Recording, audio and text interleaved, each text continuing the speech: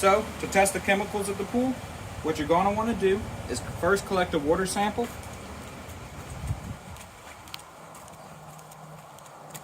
I like to collect mine at the black line. The water doesn't really matter where you get it from.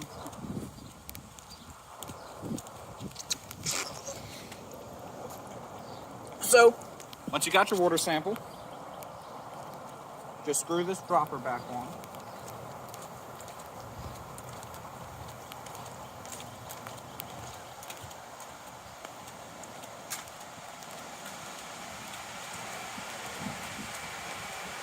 Brief pause to pull the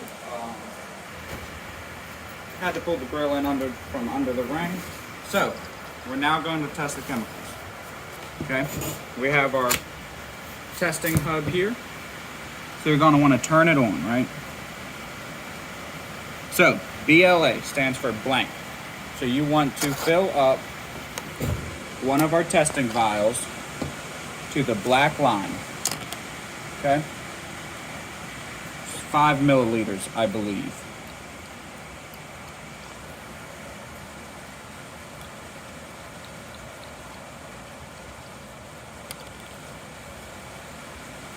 Close enough for government work, right?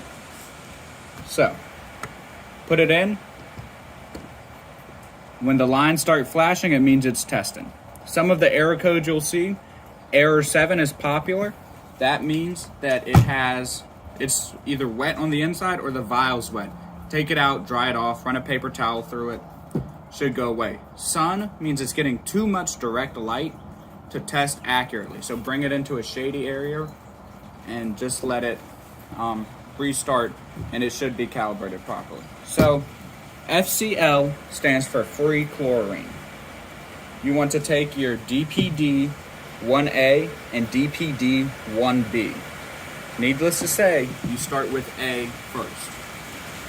So get your vial, drop 1, 2, 3, 4, 5 drops in of 1A, replace the cap,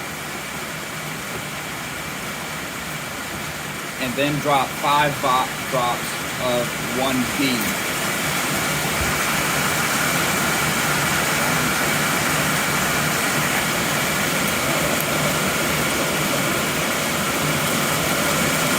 Just for the rain, I tried to call it straight.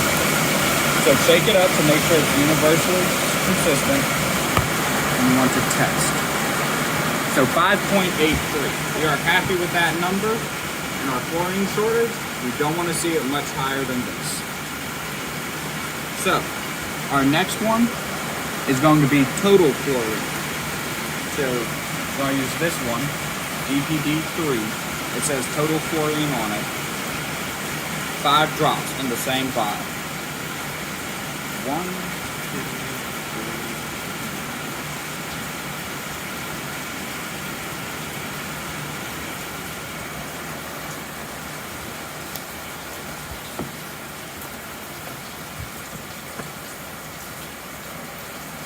2, 6.71. So we want those to be the same, ideally.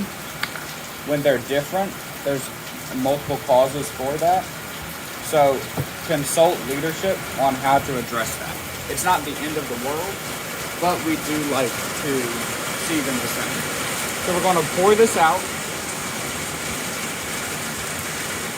Throw it out there. Now you want to rinse all the vials out at the end. And try not to reuse vials for the same test. You don't know. Different vials will give you more accurate results. So our next one will be testing the pH. We're going to fill it up, same gig, black line, all the way.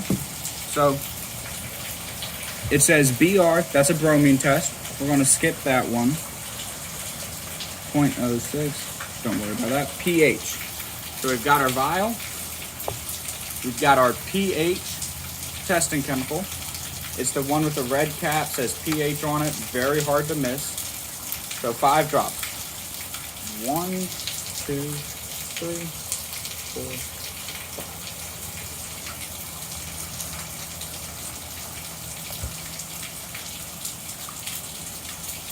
Shake it up to get it good and in there. pH 7.3, very happy. If it's over a 7.6, I'm a little concerned. If it's under a 7, that is something we definitely need to address. Chlorine and pH go hand in hand as far as balancing goes. So it's one of those things that we like to do. And they regulate each other. So, The lines. Huh? The lines. Let's see. Free chlorine. So this is our reference sheet. It stays in the red box, okay? It's laminated. It's a very good one. Good source when you're testing chemicals besides pH and chlorine. So now we're going to test the total alkalinity of the water. So, once again, vial, 5 drops, or fill the vial up, excuse me. And that is our green bottle. It says total alkalinity on it. So, the color cue system should be showing ALY when you're testing this.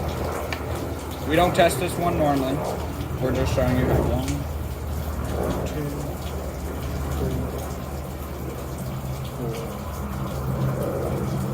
4. Okay.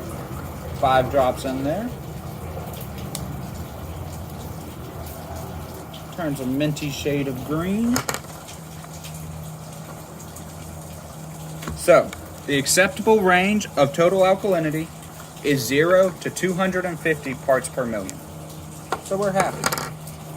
The color cue sheet has all the ranges on there too. So, it'll stay in the box, and I'll leave a link to a picture in the description. Our next one is going to be calcium hardness. So, it's the same show, different game.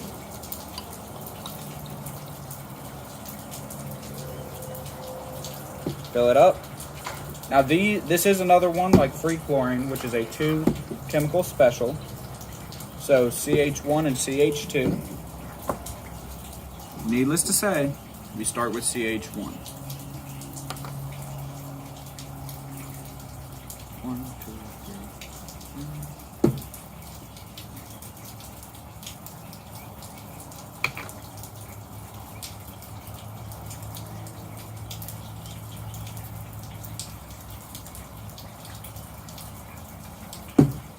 So, you shake it up.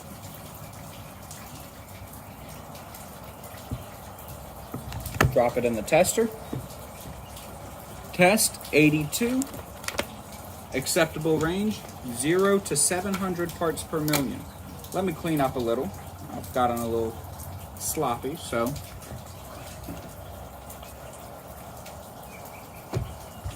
You want to make sure you put the bottles back where you got them from.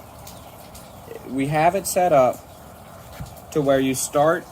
If you start with the sample here, you go free chlorine, total, pH, and you can work your way around in the same pattern this goes. So it's very important you put the bottles back where they go.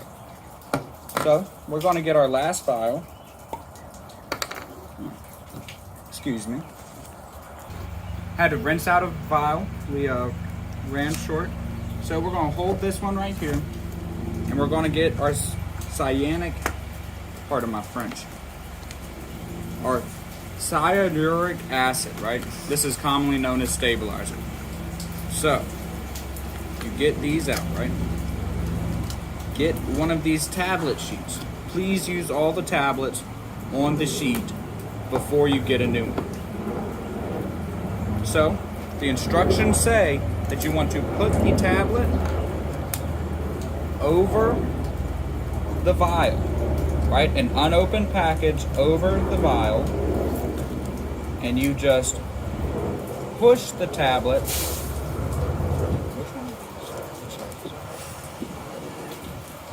Yeah. You just push the tablet in like that. Okay? You do not want your fingers touching the tablet. So, as you see, It's doing a little aspirin type thing right now. To speed that up, shake this sucker around. It can take about 5 minutes. So we're gonna step away for a bit, but you're gonna want that tablet be entirely dissolved.